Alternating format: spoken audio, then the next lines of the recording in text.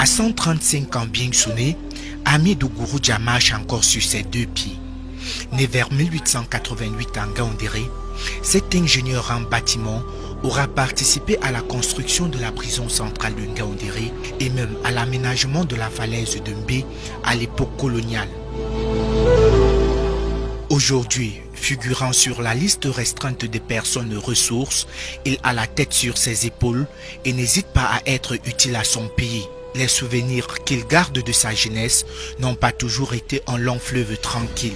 Il a sillonné sa région natale, l'Adamawa, faisait des kilomètres à pied, notamment de Ngaoundéré à Maroua, aujourd'hui chef-lieu de l'extrême nord, portant les colons sur ses épaules et parfois dormait à la belle étoile lorsqu'arriva la tombée de la nuit.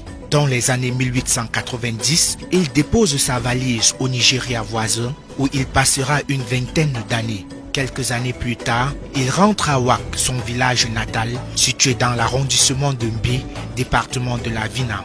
De retour au village, celui qu'on appelle affectueusement Papa Hamidou se reconvertit dans l'agriculture pour subvenir aux besoins de sa longue lignée généalogique.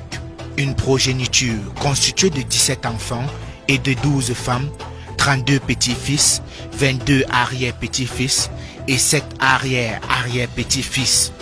Ne comptant que 5 enfants vivants aujourd'hui, parmi lesquels Landi Delphine, mère de 5 enfants et 12 petits-fils. Pour elle, c'est une joie et une grâce de voir son père encore en vie. Humaniste, travailleur, entreprenant et leader éclairé, ce tronc de qualificatif ne suffit pas pour décrire ce super centenaire. Disponible, Hamidou pourrait devenir le moyen de l'humanité et battre le record Guinness détenu par la Française Janine Calment, morte en 1990 à l'âge de 122 ans et 164 jours.